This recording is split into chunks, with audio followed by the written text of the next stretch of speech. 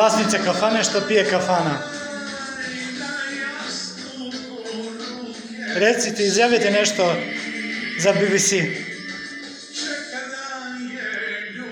Kada ste osnovali ovu vašu kafanu?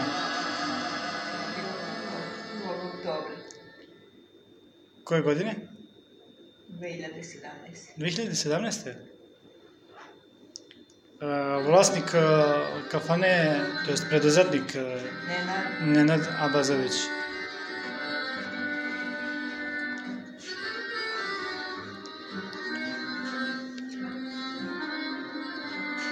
Ajde, živjeli.